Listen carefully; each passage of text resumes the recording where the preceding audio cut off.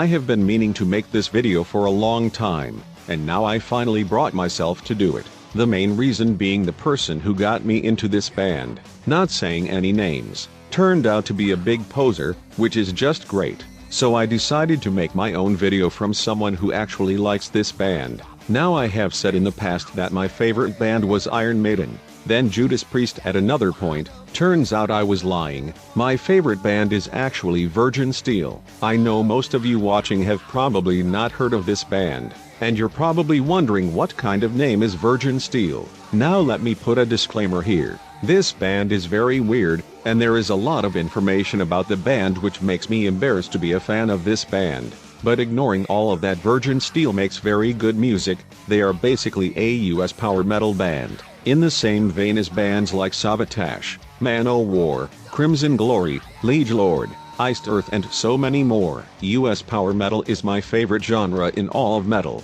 not cheesy European power metal, that's a whole different thing. US power metal is a lot heavier and is way more riff focused, and Virgin Steele is the best example of US power metal. They have some of the most hard-hitting riffs, and the best melodies you will ever hear. I'm not over-exaggerating. If you want what the perfect metal band is, it's Virgin Steele, alright. Now this video is not going to be ranking their albums like I would usually do.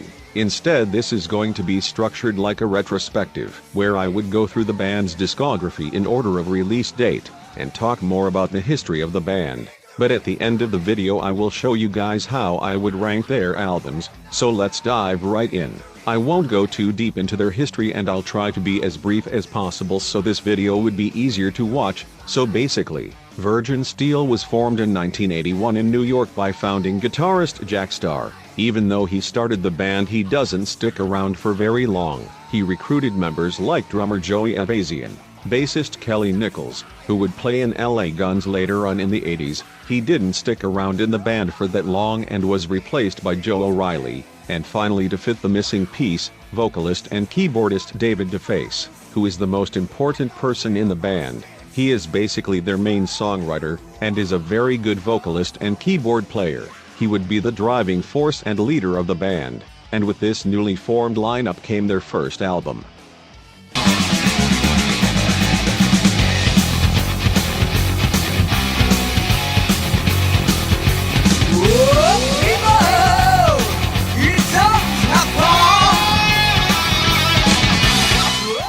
These first two Virgin Steele albums are very different from the rest of their catalog. This is mainly because David Defeis contributed the least in songwriting than any other Virgin Steele album. The songs were written mostly by Jack Starr, who was leading the band during this time. Jack Starr and David Defeis were both very inspired by 70s hard rock. Those influences blended into their first album right here, with little elements of neoclassical. Jack Starr's songwriting approach was a lot more hard rocking and riff focused, while David Defeis' approach was more classical inspired. His songwriting approach is really where Virgin Steele gets their sound and identity. Pretty much all of their albums are a perfect blend between heavy metal and classical music. It's not like Yngwie Malmsteen where he shreds a Bach solo piece throughout the whole song. It's more like an orchestra symphony approach, where the song as a whole, including chord progressions and section changes, is written like an orchestra symphony. This is what makes Virgin Steele unique from every other band. David Defeis is literally a classical composer writing heavy metal songs. But let's not get ahead of ourselves, as we should dive into this album right here. This album is basically a 70s hard rock album, but it has a ton of moments where Jack Starr just shreds. For example, the song Pulverizer is basically Jack Starr showing he can be as good as Eddie Van Halen with this Eruption spin-off, and he is pretty close.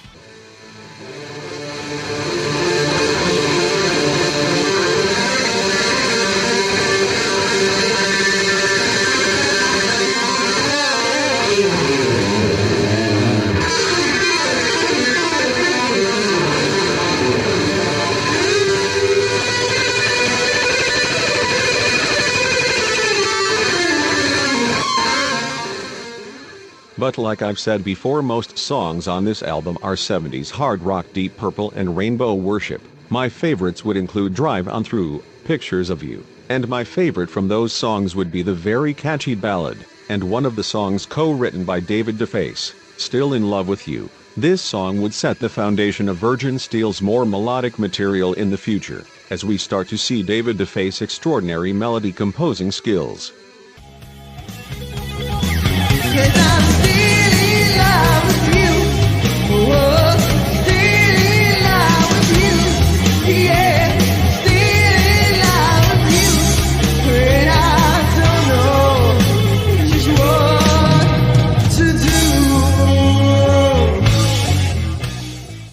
But there are two songs on this album that shows what Virgin Steele would later become in the future, those being the heavy power metal anthems. One of them is the opening track Danger Zone, and my favorite song on this album, Children of the Storm. Cool little bit about the song.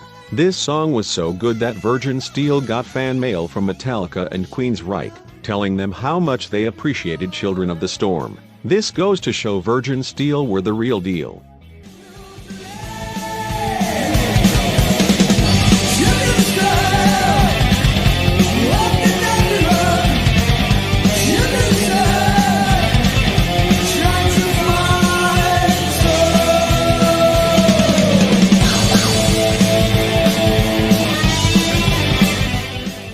Overall, despite it not being power metal for the most part, I think this is a very good debut album for Virgin Steele, its only flaws being the lackluster production, and David Defeis' voice not fully polished yet, but in a short amount of time David Defeis would become one of the greatest singers in heavy metal. Let's move on to their second album.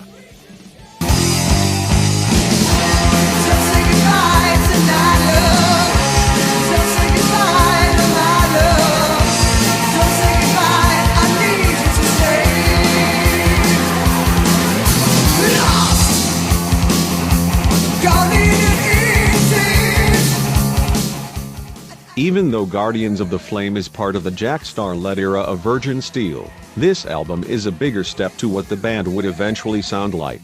David Defeis writes a lot more, and instead of co-writing with Jack Starr for all of the tracks on the first album, this is the first time we see songs that were fully written by David Defeis. The songs that were written by him almost sound like the classic Virgin Steele sound. For example, in the opening song Don't Say Goodbye Tonight, the song is driven by chord progressions and melody instead of rhythm and heavy riffage. The song feels very original, even if you think it sounds like Iron Maiden or Judas Priest. That's actually wrong.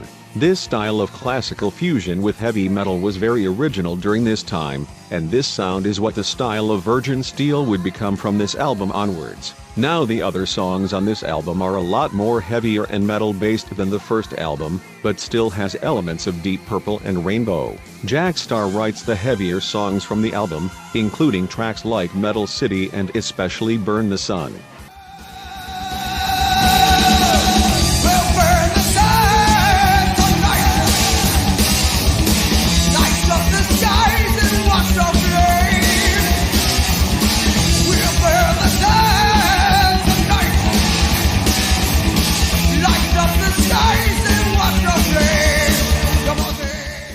But what really makes this album incredible are the two back-to-back epic tracks. There is Guardians of the Flame, which sounds a lot like traditional metal, but it has some very anthemic melodies.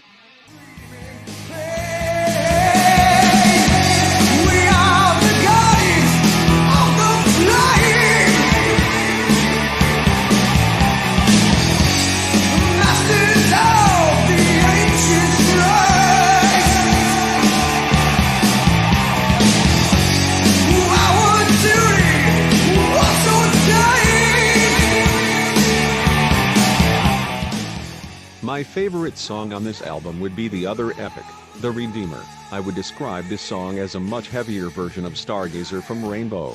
It's very mid-tempo and the song has a very cool progression and build-up.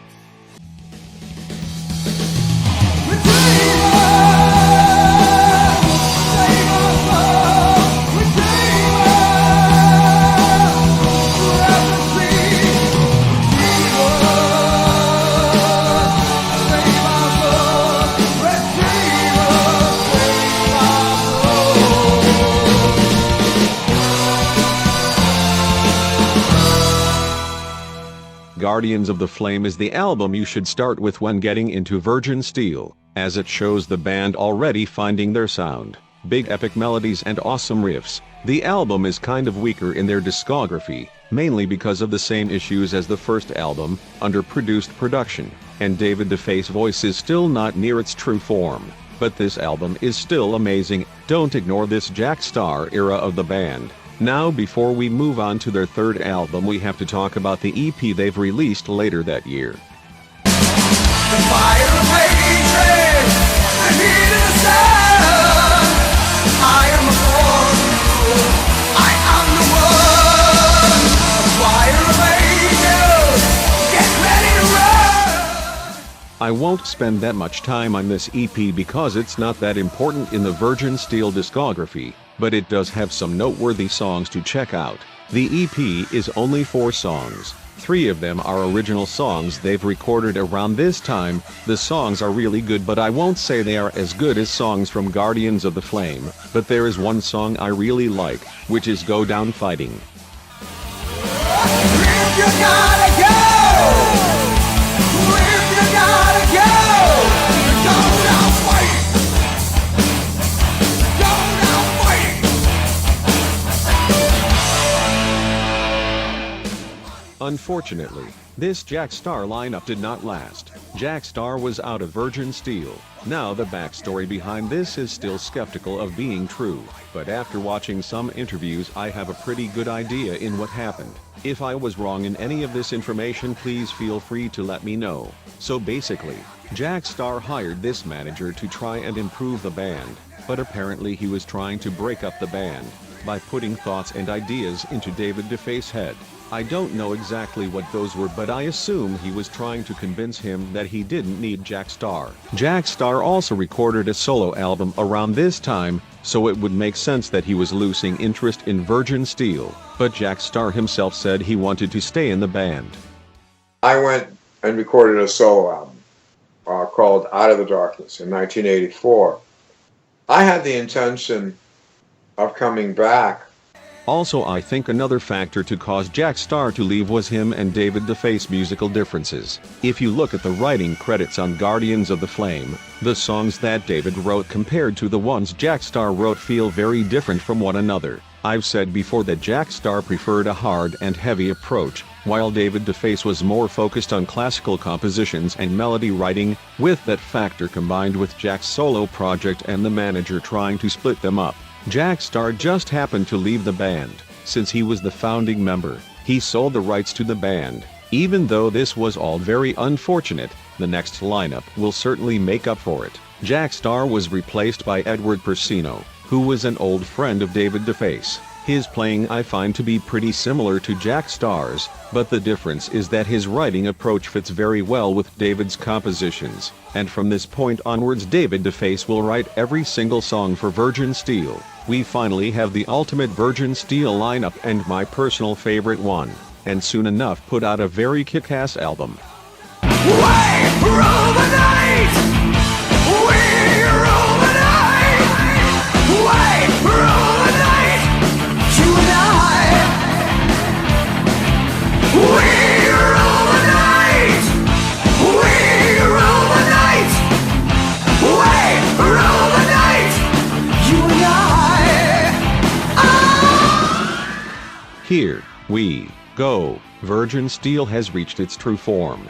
David Defeis is now in charge, and he will write some of the best heavy metal material you will ever hear. Noble Savage is a killer, and I mean killer album. This is where classical music meets epic power metal. The songs are so epic and powerful. Every member is at their top game. David Defeis' vocals have suddenly transformed from the soft high falsetto range he used in the first 2 albums, to rough, powerful screaming and shouting, kind of like Eric Adams, except with a lot more balls and steel. That vocal style makes David Defeis one of my favorite vocalists in heavy metal. Edward Persino also does some amazing guitar work, particularly in his solos, which I'm not sure if it's him or David Defeis that writes them, but he plays some of the most catchy and melodic solos ever. Even though David Defeis writes every song, there are some tracks that have writing contributions from Edward Persino. Those songs usually have the band's best riffs, as he is the one who contributes with writing riffs. The songs without his contributions aren't very riff-based, and focus a lot more on chord progressions and melody. Anyways, Joey Evasian does a great drumming performance on this album, and you can hear some very badass bass lines from Joe O'Reilly, as the production of this album has the bass volume pretty loud. Every song on this album, except for Rock Me, which is kind of a filler, is so good. You can really hear the band shift to epic power metal with one of my favorite tracks, Thy Kingdom Come. It's short, but so punchy, epic, and anthemic.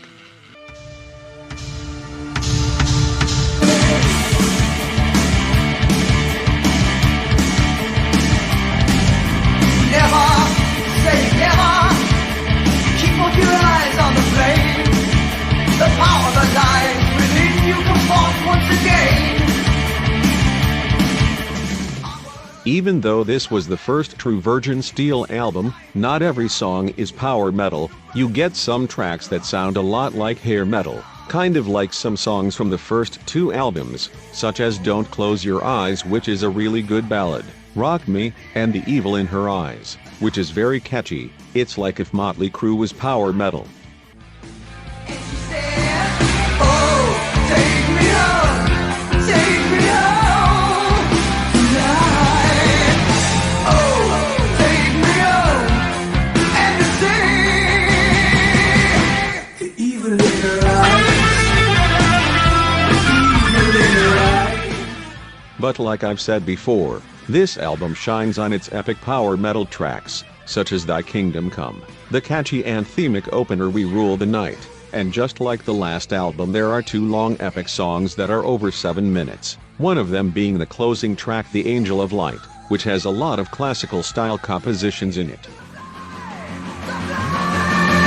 Crushing, burning, locked in walls embrace. The desolate one makes with his fiery face. His arm is written for the soul of him. Our Lord of Lords, the Holy King of Kings. The best song on this album is hands down the other epic, Noble Savage, one of their catchiest and anthemic songs they've ever wrote and a certified classic song of theirs.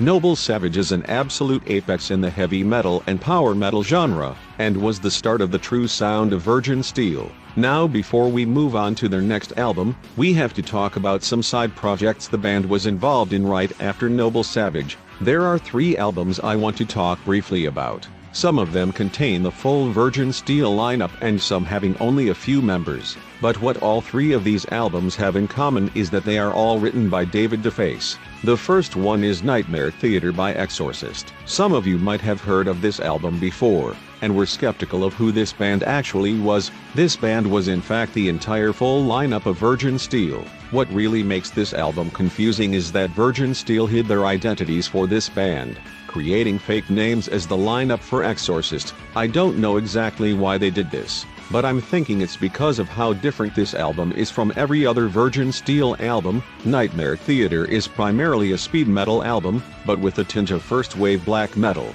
kinda like Bathory and Venom.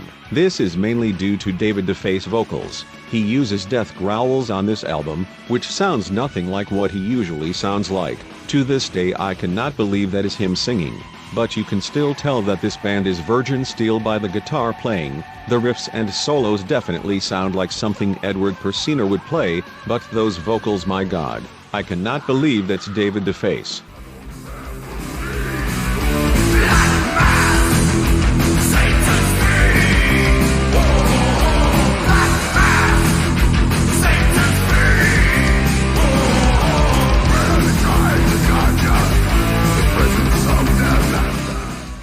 The next album is Piledriver's Stay Ugly. Now this time this isn't Virgin Steele pretending to be another band. Piledriver is a Canadian speed metal band with its own lineup.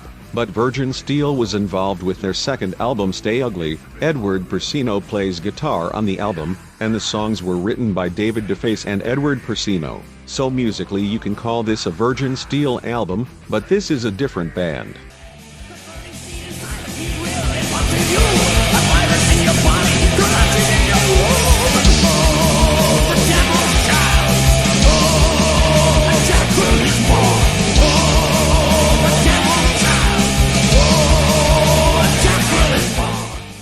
And the last album with contributions from Virgin Steele is Original Sin Sin Will Find You Out. Just like Exorcist's Nightmare Theater, this album is also Virgin Steele in disguise, but almost. This album, believe it or not, has David Defeis' sister on vocals, David Defeis, who is one of, if not my favorite female vocalist in heavy metal. This album also has Mark Edwards on drums instead of Joey Evasion. Just like the other two albums, this one is also speed metal, and is probably my favorite metal album with a female vocalist.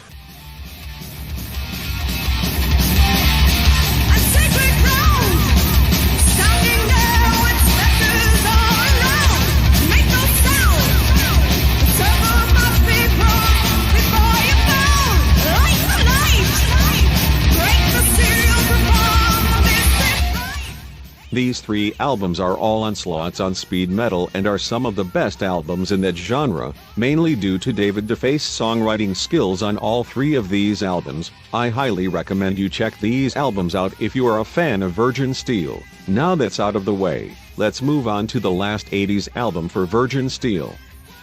Ride on the wings of the night. You know you want to ride on the wings of the night. You're old enough to ride on the wings of the night. I'm coming for you. Virgin Steele will keep getting better and better from here on out. These next sling of albums are absolutely phenomenal and are some of my favorite heavy metal records ever. These albums are what really makes me love this band and showcases their musical genius. Age of Consent is such an amazing album. It's definitely the best one from the 80s era and is nearly a perfect album. It's a very unique album for Virgin Steele and a standout record in general, because at the time David Defeis was really starting to get into the more melodic side of rock music, particularly hair metal and AOR. What really makes Age of Consent very cool and unique is that it combines the classic epic power metal stuff Virgin Steele are known for, with tinges of AOR. This album is flavored with elements of Europe and Dokken. AOR is a guilty pleasure genre of music for me and is the reason I love Age of Consent so much. Already in the first song, On the Wings of the Night, which you've already heard in the opening segment for this album, showcases a perfect blend between power metal and AOR melodies, and that's basically what you get for this whole album. Sure, there are heavier, more power metal driven tracks and more softer and mellow tunes, but this album is primarily power metal mixed with AOR. I love almost every song and this album's consistency is mind-blowing. That's gonna be a recurring pattern for these next slew of Virgin Steele albums. There are a few songs that are just straight up hard rock.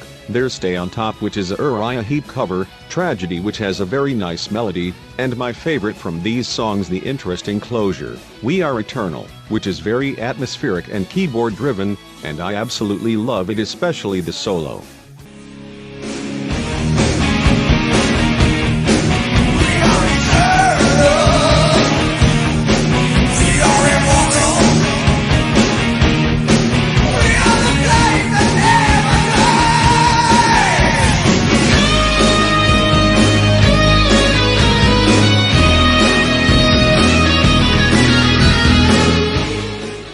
There is also a ballad on this album, and let me just say, Virgin Steele are the absolute best at writing ballads. They write better ballads than even Guns N' Roses. All of their ballads are very beautiful and emotional, especially with the ballad on Age of Consent, Cry Forever. This song really captures the beauty of David Defeis' melody writing skills.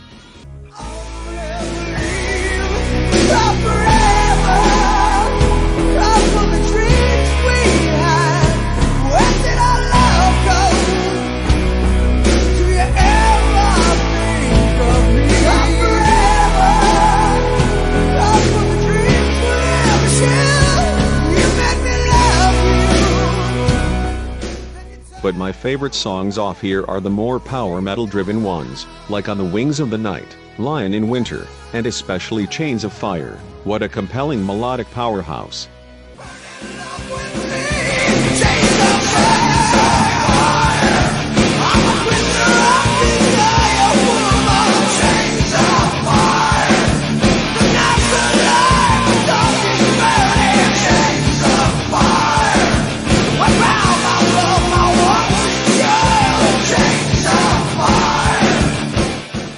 But the best song on this album is an all-time classic for the band. It's by far their most popular song, and is a good chance it has introduced you to this band. I'm talking about the Burning of Rome Cry for Pompeii. This song summarizes the band perfectly. Hard, powerful, crushing riffs and outstanding melodies. This song is an absolute must-listen for this band. One nation, one kingdom, one shall survive. One nation, one kingdom, one shall survive. I'll meet you again through the eyes of our sun. Remember, tell him the price we had to pay. And drive for Pompeii.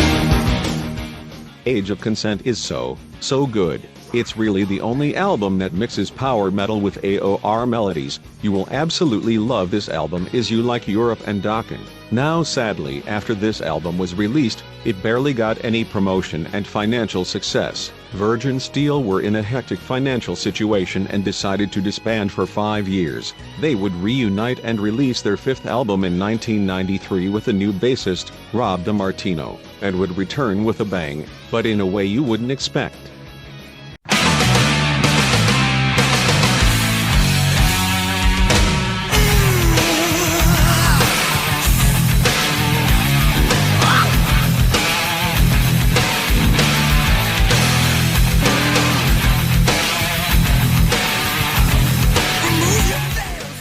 Finally, here we are. We have reached the 90s era of Virgin Steele, which is their classic era. This is where they turned into a full-on power metal band, and these next run of albums are some of my favorite records in heavy metal. It's absolutely insane the role these guys went on, especially David Defeis, who probably spent hours and hours on end writing material for these albums. But out of these albums there is one elephant in the room, which is Life Among the Ruins. Even though I consider this album part of the classic era, it's not power metal at all. It's actually entirely hard rock. It sounds very similar to the self-titled album from Whitesnake, with a little more pop and melody to it. Even the first song on the album, Sex Religion Machine, which you've heard in the beginning of this segment, sounds a lot like Crying in the Rain from Whitesnake. So even though this album was definitely commercial and not power metal at all, I still absolutely love this album. In fact, it is my favorite hard rock record of all time. I'm not exaggerating. Virgin Steele have managed to write some of the best rock material I have ever heard, mainly because of David Defeis composing. He is a master at writing melodies, which is at full force on this album, and also his voice is at his absolute peak on here. His voice gradually got better throughout the 80s, but on Life Among the Ruins his voice is so powerful, beautiful, and polished, and is probably my favorite vocal performance of all time. Now every single song is full of catchy riffs and hooks. I would say the catchiest riff on the album is on Love's Gone, a song which has incredible vocals and insane guitar playing throughout.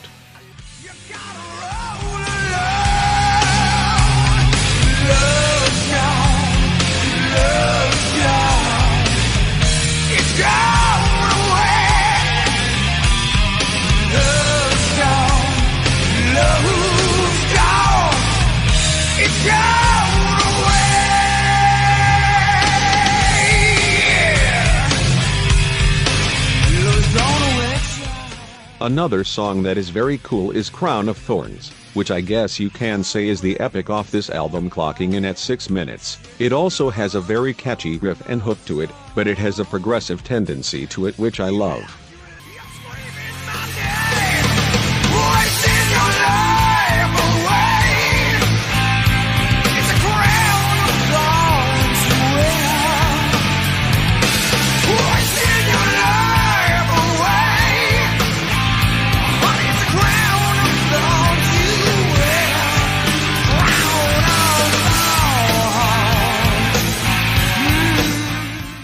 Another part that makes Life Among the Ruins really special to me are the ballads. Some of the band's best ballads are on this album, which are Never Believed in Goodbye, Wildfire Woman. Both are very catchy and melodic, but my favorite one is a guilty pleasure of mine, which is Last Rose of Summer. This song is only keyboards, acoustic guitar and vocals, and on your first listen it may sound pretty cheesy, but once it grows on you, it's one of the most beautiful and emotional songs ever. This song gives me chills every single time.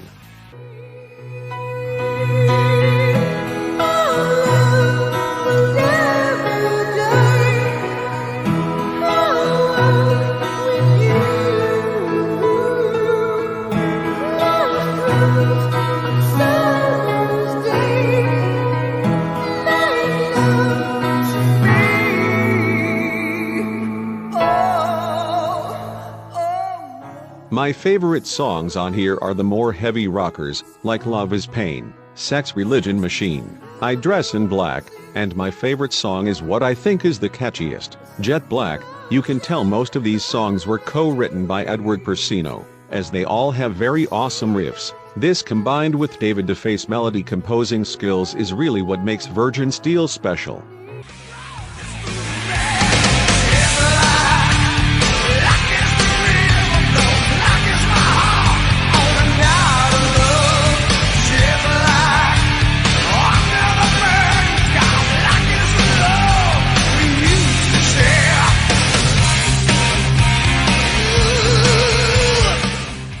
This album is absolutely incredible. Every single song is perfect. Virgin Steele managed to perfect hard rock by adding their incredible composing styles to it. If you are a fan of hard rock, I would definitely listen to this album, and if you're more into the power metal side of this band, I recommend you give this a chance at least. Now, a year later, the band would entirely ditch this hard rock style and turn to a full-on power metal direction. Rob DiMartino would also leave the band, meaning Edward Persino would do the guitar and bass work. Now we move on to the absolute best era of the band, and my favorite albums of all time.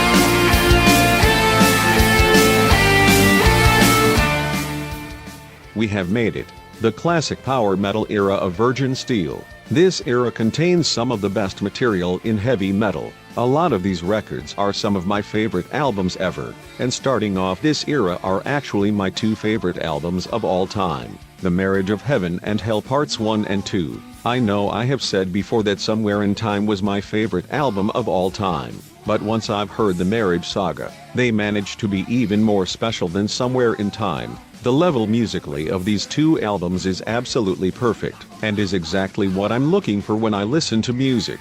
These albums have the perfect melodies, the best riffs, and some of the best vocals you will ever hear. Now I'm gonna talk about part 1 first. This album, right now I'm struggling to put into words how much I love this album. This whole album contains some of the most badass power metal songs you will ever hear. What I really love about part 1 is that it has 14 songs, and all of them are incredible. I love long perfect albums that have a ton of shorter songs instead of a few longer ones. The consistency of this album is something else. Once you hear the first song, you'll be thinking, wow, that's one of the best power metal songs ever. Then you're in for a treat, because every other song on the album is just like that. All of these songs have the most badass riffs, the best vocal melodies, and the best songwriting. The songs that are co-written by Edward Persino are the more unique songs on the album, as they contain the best riffs from the album, especially with the Raven song, a song that has some crazy classical style compositions and some very wonky riffs.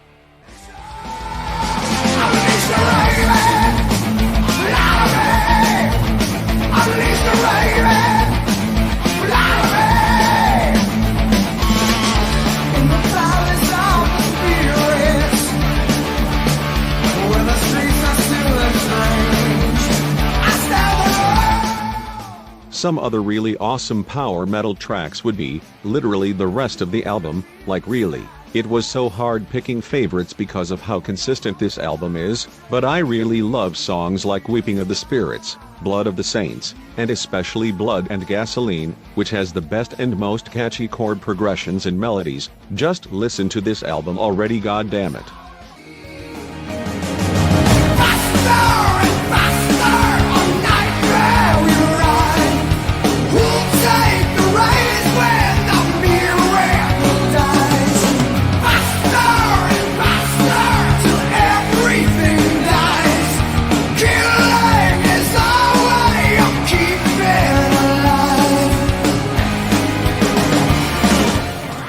Even though most songs on this album are only like 4 and 5 minutes, there are some tracks that reach the 6-minute mark. I guess you can say they are the epics. There is Life Among the Ruins, Trail of Tears, which has one of Edward Persino's best solos in the band. And there's The Last Supper, which is a really heavy and dark track, and definitely a standout moment from this album.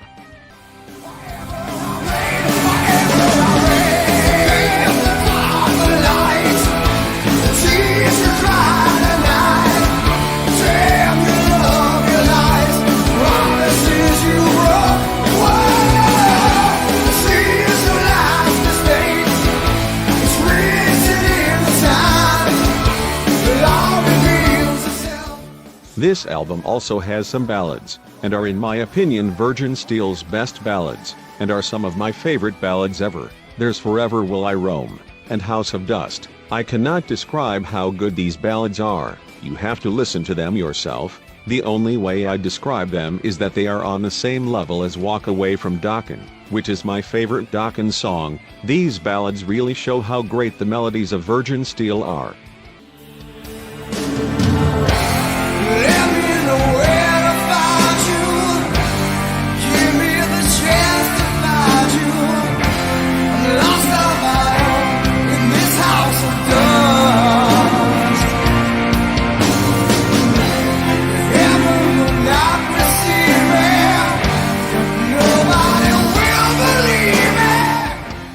But if I had to pick a favorite song, it would have to be the opening track, I Will Come For You. This song is a melody powerhouse. The chorus is anthemic and epic, and what I really love about the song is the middle section. It's mainly just a guitar melody, but that melody is actually the theme to the Marriage of Heaven and Hell albums, as the theme plays throughout parts 1, 2, and Invictus, and it's so cool to listen to.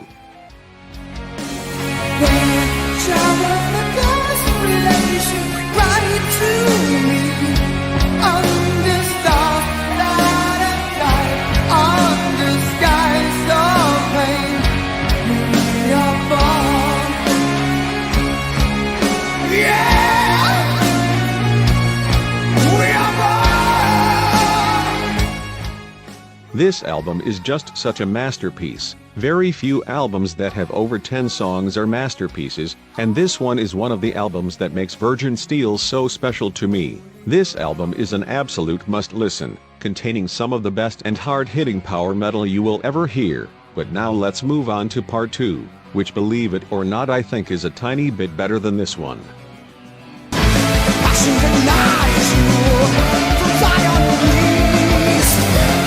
The vengeance of weakness retreats, the wrath of the tempest, the cries of the slain, tragic in splendor. The second part of the Marriage of Heaven and Hell saga is my favorite album of all time.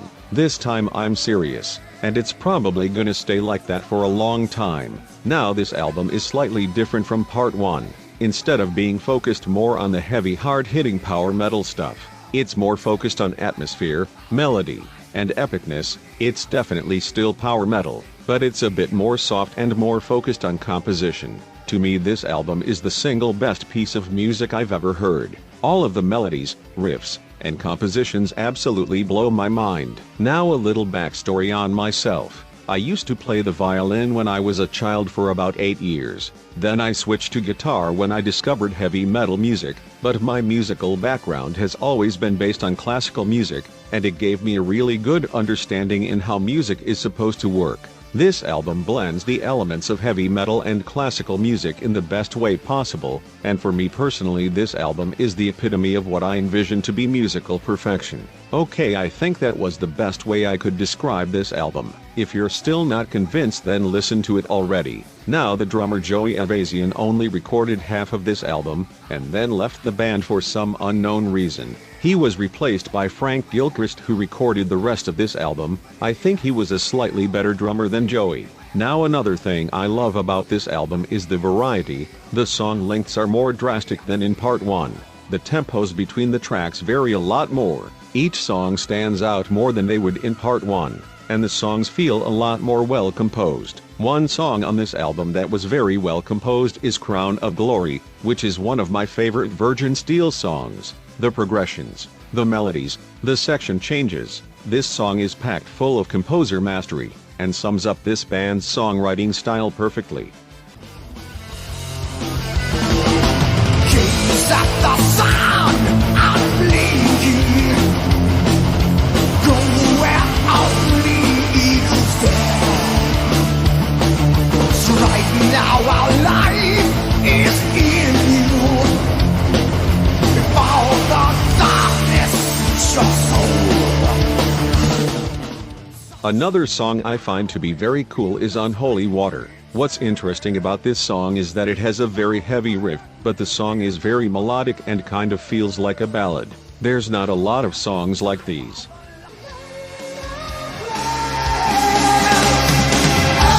Holy water, you tell me the truth, you tell me the lies. Holy water, you resurrect, you crucify to the down.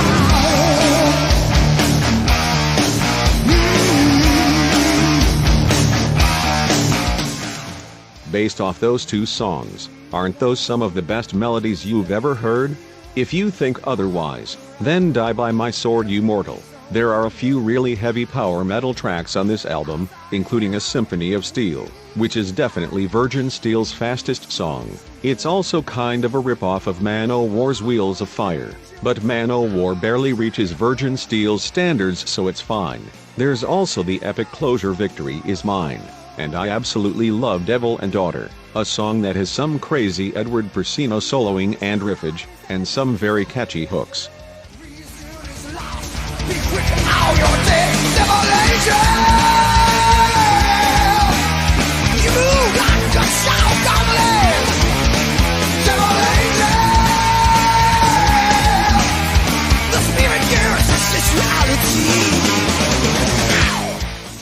But there are two songs that really makes this album special to me, those being the back-to-back epics. The first one is this very dark and atmospheric 7-minute epic. It reminds me a lot of Achilles' Last Stand from Led Zeppelin. The whole song feels like a progression, and it has a ton of very cool sections. And the other epic, MLAs. This is my personal favorite song of all time. This song has all of the best melodies David Defeis could write. It has the Marriage of Heaven and Hell theme, and many other melodies and themes that get played throughout their other albums. This song is Virgin Steele's Stairway to Heaven. It's an absolute masterpiece of a song with its brilliant composing. Just listen to it.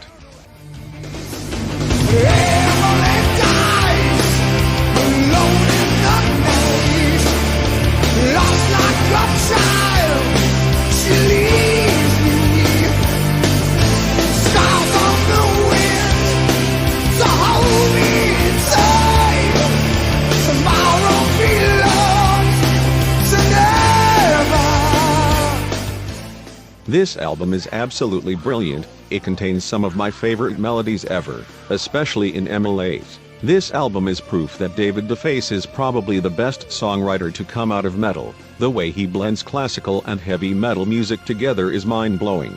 Now, after this point, Virgin Steele would slightly change their sound again, but would remain power metal, just heavier, and this next album would showcase Virgin Steele at their heaviest, except for Exorcist's Nightmare Theater.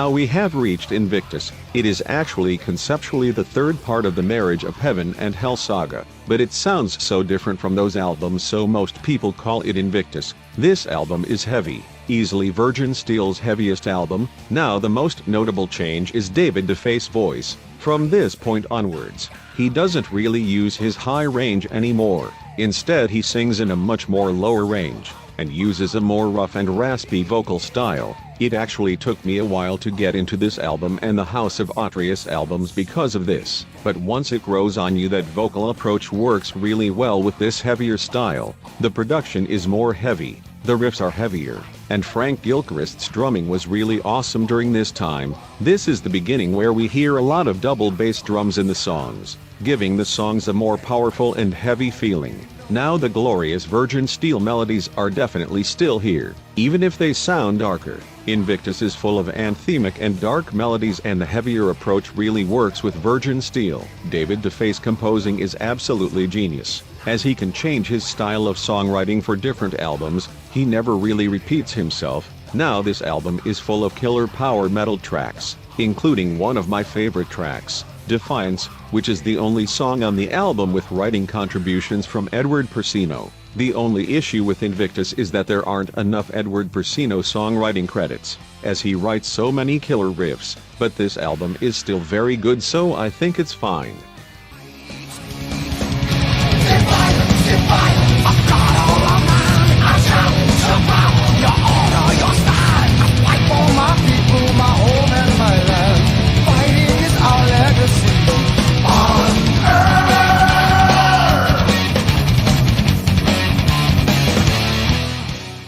I forgot to mention that almost every song on this album is long. There are only 3 songs that are under 6 minutes, but because David Defeis is a master at composing, these songs are long for a reason, and don't waste any time at all. A great example being Dominion Day, another killer power metal song with very good melodies, and has a lot of middle sections to make the length 6 minutes. What a killer song this is.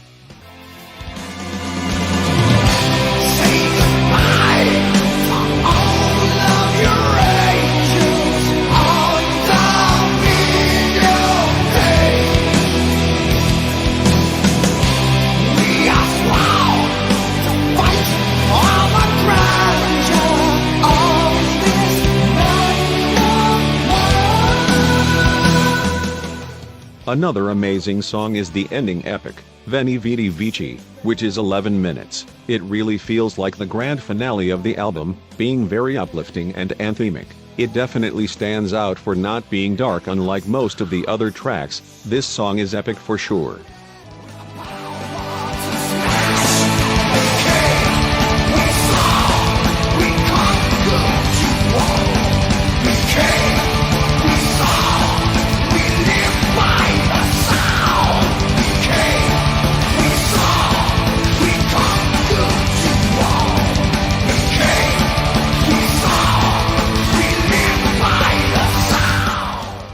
Some other killer songs on this album are the title track, Sword of the Gods, and like every song on this album, but my favorite has to be the other epic on the album, clocking in at 9 minutes, A Whisper of Death. This is definitely the darkest song on the album, and it has so many amazing melodies and middle sections. This is one of their best epics and one of their best songs in general.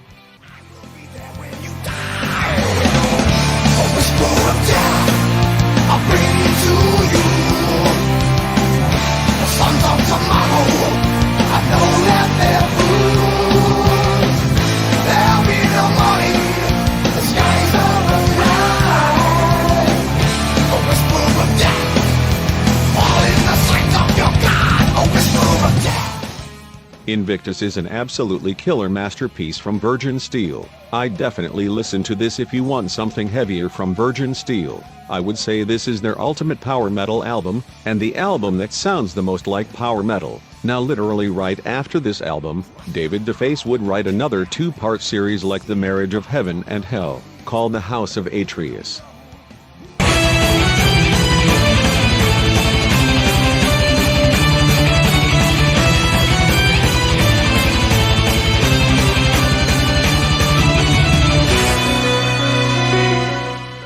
Here we have another two-part series of albums, just like the Marriage of Heaven and Hell records, but the House of Atreus acts are pretty different from the Marriage albums. The House of Atreus is actually a concept album, while the Marriage albums were kind of a loose concept. The House of Atreus concept revolves around Greek mythology, and it has a subtitle name of, get this, a barbaric romantic opera. Now David Defeis actually calls his music barbaric romanticism. This is where Virgin Steele gets pretty stupid and cheesy for me. What is that supposed to mean? But anyways, the House of Atreus albums are absolutely killer. It continues that heavy direction from Invictus, but with more classical and medieval elements. You can really picture yourself in a Trojan battle with this music.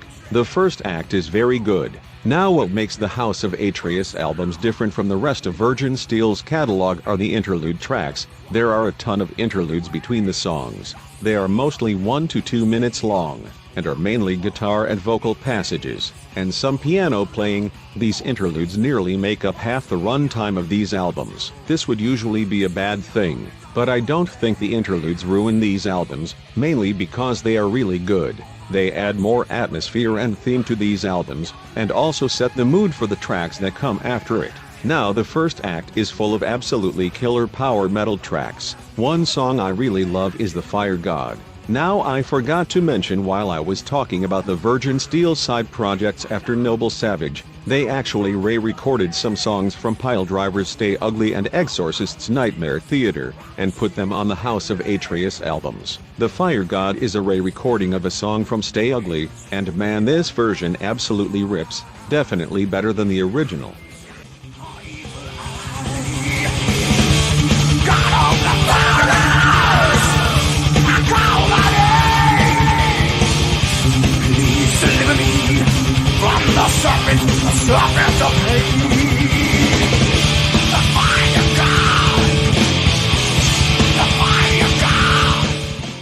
Another song that absolutely slays is Through the Ring of Fire, one of their heaviest and most badass songs ever.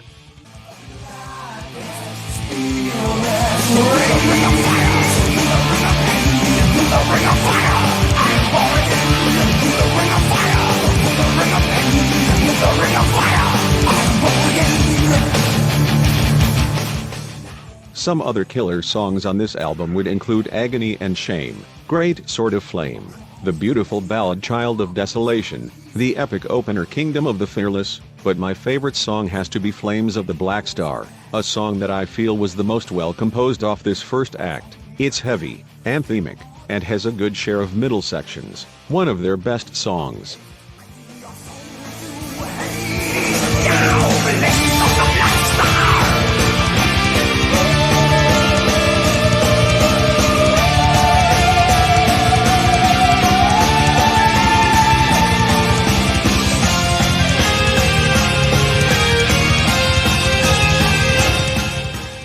Overall, the House of Atreus Act 1 is an absolutely killer power metal record, and yet another masterpiece from Virgin Steele. I told you the run these guys went on is absolutely insane. Now let's move on to Act 2.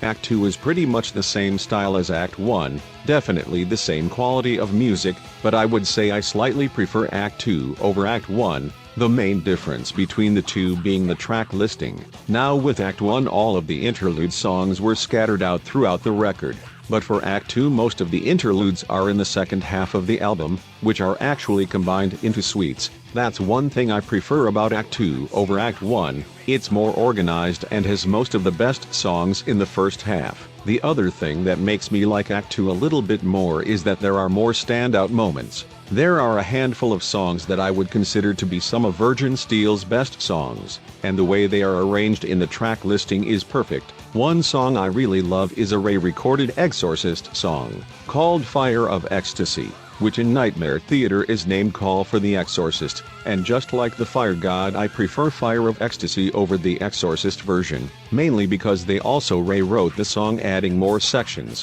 one of their best songs.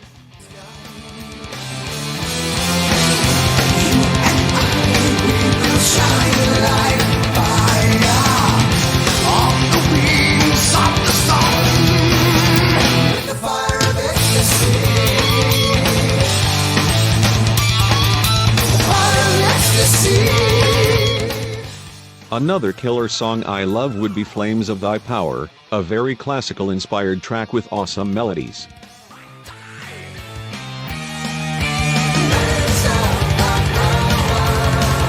You rise with the bound. I worship the sun.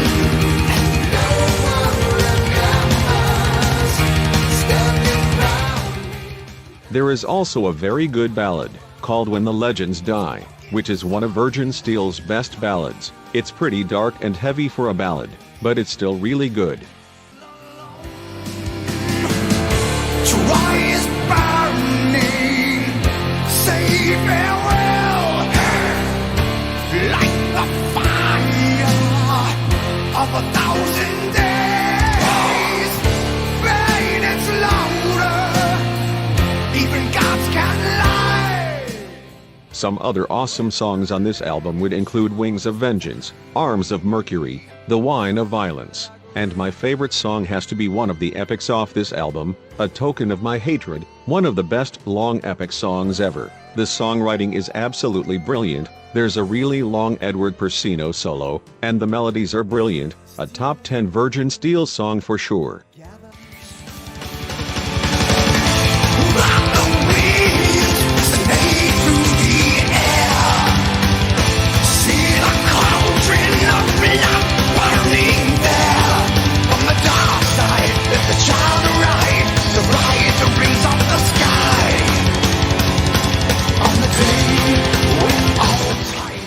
And there goes another perfect masterpiece from this band. The House of Atreus Act is definitely a must-listen from Virgin Steele and contains some of their heaviest, powerful, and adventurous music. These are essential power metal albums to me. Now sadly, we have reached the end of the classic era of Virgin Steele. We had 6 masterpieces in a row, but that had to end at some point. Now we reach the decline of this band. Even though they are my favorite band this modern era, I do take much issue with, but before we dive into that, we have to talk about a compilation album first.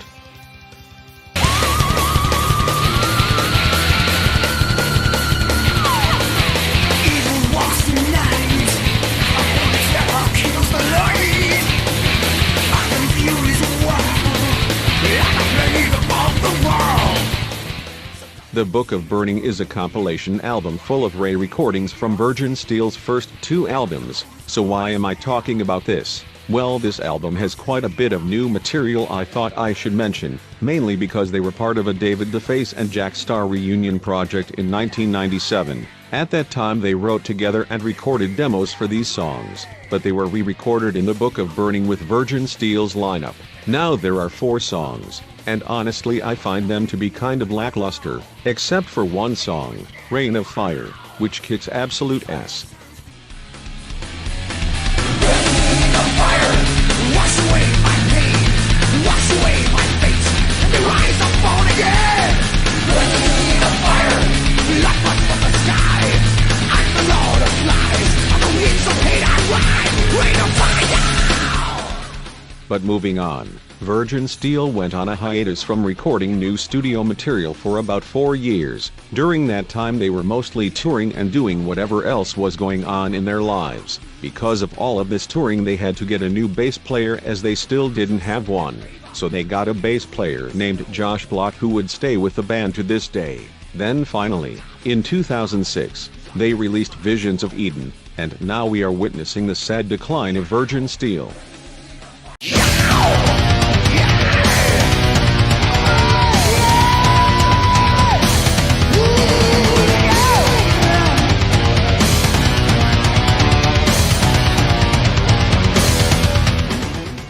Let me first clarify that I do like this album a lot, but this is where we start to see Virgin Steele go downhill, mainly David Defeis, as he pretty much is the band at this point. Ever since Noble Savage he has always wrote and produced every album from Virgin Steele. He pretty much did everything himself. But this modern age of the band is when we see David Defeis become a little, let's just say, nuts. He makes a lot of decisions with these modern albums that I and most other fans cannot stand and defend.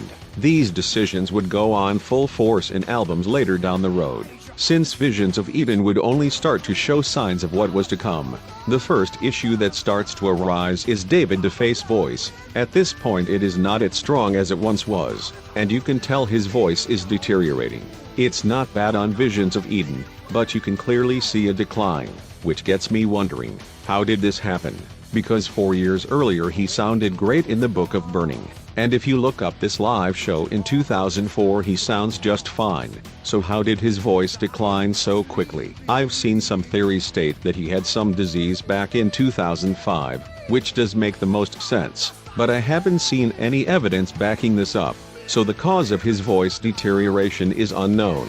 Now old age happens. A lot of metal singers' voices get worse as they get older. It's something I can totally understand and respect. But the problem with David Defeis is that he tries using auto-tune to make his voice sound better. Now I absolutely hate auto-tune. Ozzy Osbourne did it, which made me pissed. But how David Defeis uses auto-tune absolutely frustrates me. It doesn't sound bad on Visions of Eden, only albums later down the road. But you can hear that something is off with his voice, not because of old age, but the auto-tune. Another thing that crosses the line with me is that David Defeis doesn't even use the drummer Frank Gilchrist anymore. He wasn't kicked from the band and he still plays on tours. But every album from this point onwards David Defeis uses a drum machine. Another thing that I absolutely hate, just look at Judas Priest's Ram It Down, which has overproduced drums all over the place. But I still like almost every song. I just don't listen to this one as much as the others because of the little issues I have, plus the auto-tuned vocals and drum machine. Some songs I really like would include Bone Dust, Child Slayer, Angel of Death, and I really like When Dusk Fell, which is my favorite ballad off this album. It has a really cool atmosphere. In fact, the atmosphere of Visions of Eden is pretty cool, different from their other albums.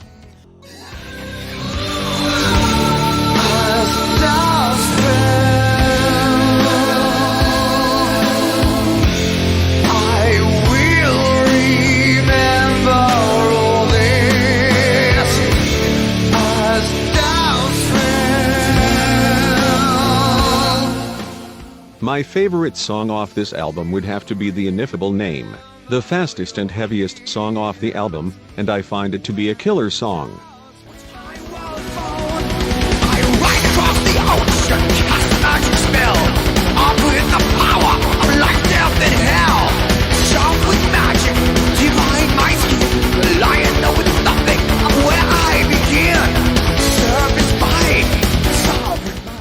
I do like Visions of Eden a lot despite its issues, and I think it's a unique album from their discography. Sadly, it gets worse from here.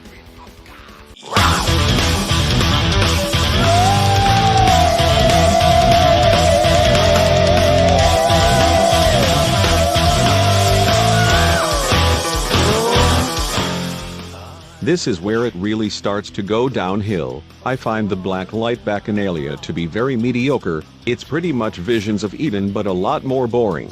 It is heavier and darker, but I don't think the songwriting is that much memorable. Now the auto-tuned vocals is definitely presenting itself more, but I still think it sounds fine, and you can clearly hear the drum machine. But my biggest issue with this album is songwriting, which is something I don't want to say because I consider David Defeis to be a master at songwriting, but I was pretty underwhelmed when listening to this the first time. The issue with the songwriting is that there are many songs that are way too long, that are just the same tempo, chord progressions, and melodies that don't reach me that much. There's an 11-minute song on here called To Crown Them with Halos, and the whole song is just generic chord progressions with no tempo changes or interesting riffs. I don't think any of this music is bad.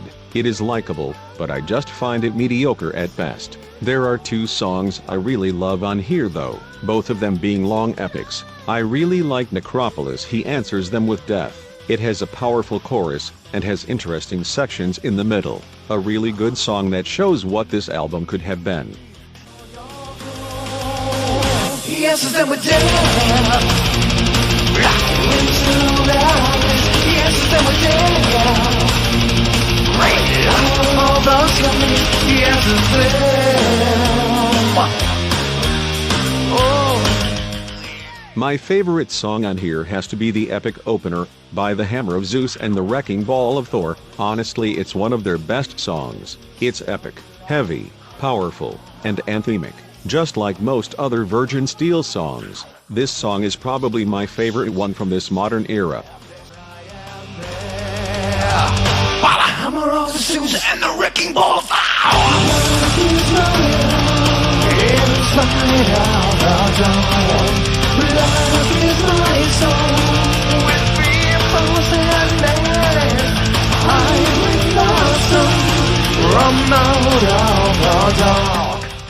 Even though those two songs are amazing, it still doesn't make this album groundbreaking for me, but this album is miles better than what was about to come.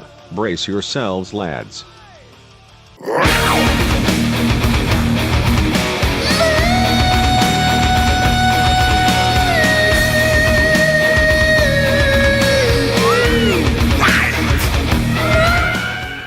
Oh, my loving God. This album. Now let me start off by saying, the following criticism is not intended to attack, insult, nor make fun of Virgin Steele in any means. I am just pointing out major issues with the music that me and most fans have problems with. I'm mainly pointing this out because allegedly David Defeis or someone else affiliated with Virgin Steele tried to copyright strike Downfall Network's video on this band. Obviously for reasons relating to criticism, and I don't want to fall victim to this as well. Now moving on to Nocturnes of Hellfire and Damnation.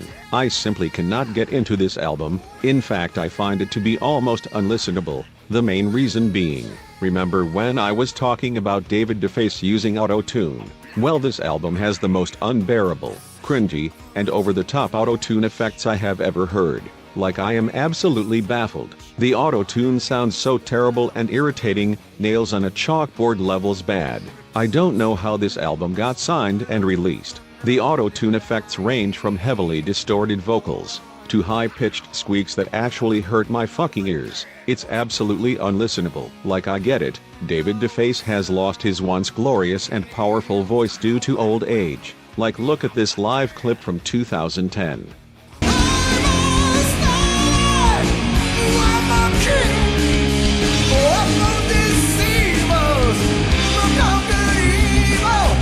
But that absolutely does not mean you have to alter your voice with a computer to make it sound good again. I would much rather hear you attempt to sing right now than this auto-tune mess. What really frustrates me is that David Defeis thinks it sounds great. In fact, this interview sums up his mindset perfectly during this time. On one of the rare occasions, I am pretty happy.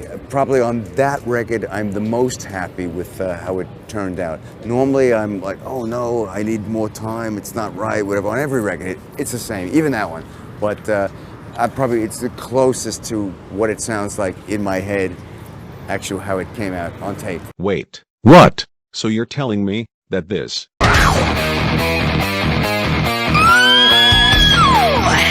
sounds better than this?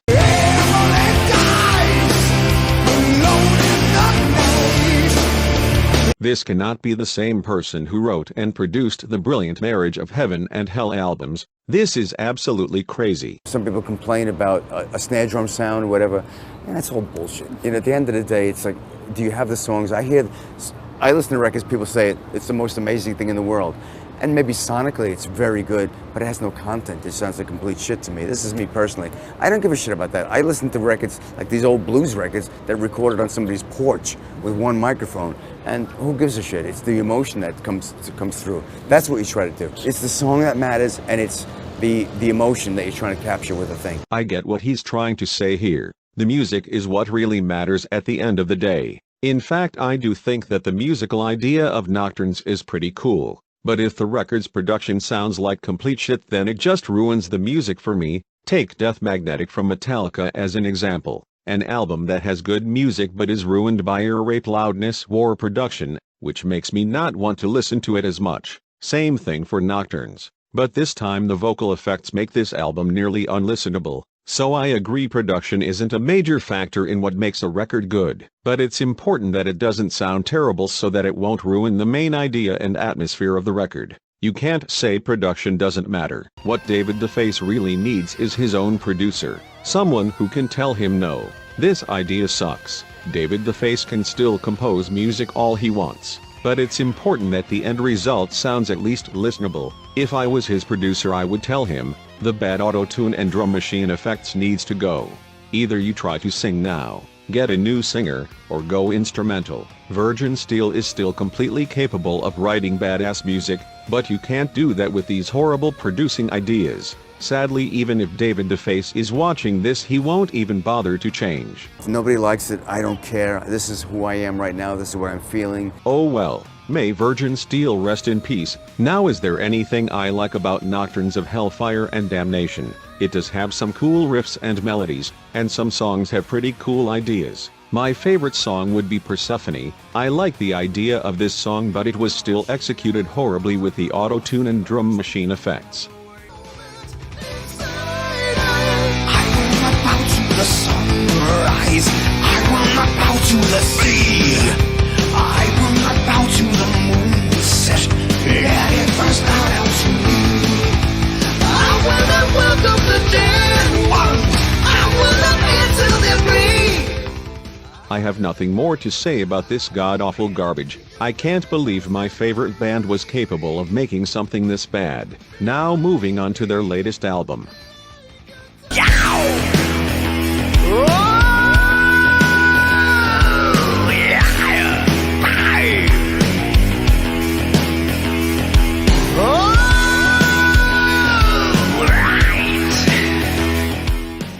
Now it starts to get weird. Once you start looking into this album, you will be absolutely confused. Seven Devils Moonshine is actually the name of a box set, containing 5 different albums. Just letting you know, only one of these albums actually contains new material. 2 of the LPs are Hymns to Victory and the Book of Burning, and the remaining 3 is what David Defeis advertises to be 3 whole new albums. But once you actually look into these albums, you would find out that they contain a lot of cover songs, some redone songs from the past, and new material. What makes this annoying is that David Defeis advertised it as 3 whole new albums containing new material, when only one of the albums actually contains new material. And also, the only way you buy this album is by buying the box set, so you would have a lot of useless material if you were only buying it for the new songs. What a ripoff. And it gets even dumber.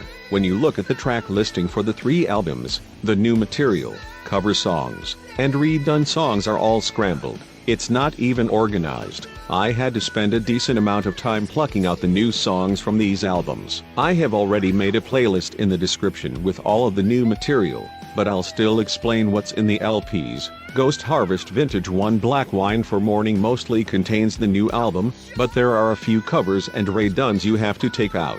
Ghost Harvest Vintage 2 Red Wine for Warning is basically all covers and redones, but there are some interlude tracks and the song The Triple Goddess which are new, and then Gothic Voodoo Anthems you can just ignore since it's all cover songs and redone songs. Well, that was a mess. But what do I actually think of the new material? I find it to just be okay. It's very experimental, and Virgin Steele completely ditched any elements of power metal, instead going for a total blues fusion with classical music. It's actually a pretty cool idea, but then just like the last album, it's filled to the brim with horrible auto-tune and production. But I would say it's more tolerable and less over the top than Nocturnes. But I still almost never listen to this album. There are a few songs I quite like, and some that are just really weird and stupid. I quite like songs like 7 Dead Within, Hearts on Fire, and my favorite song would have to be Green Dusk Blues. It has some cool riffs, and has some very awesome soloing from Edward Persino.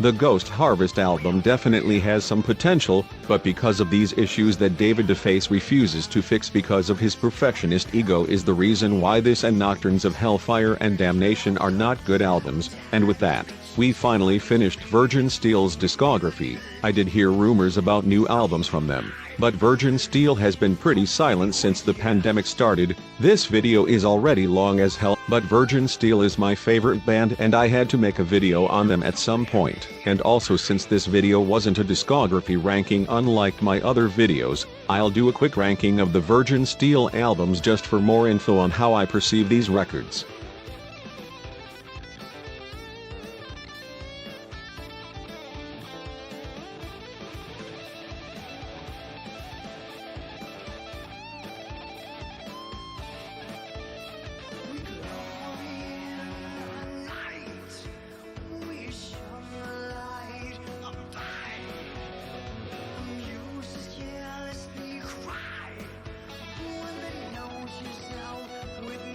And now this monster of a video is finally complete. As you have seen many times in this video, I absolutely adore this band, even when the two latest albums exist. Those don't stop me from declaring Virgin Steele to be my favorite band.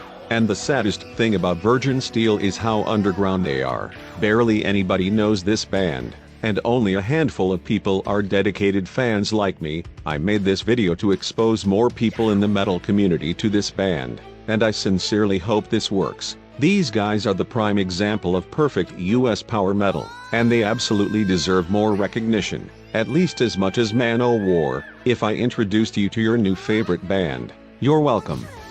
Thanks for watching. Let no man make laws for me.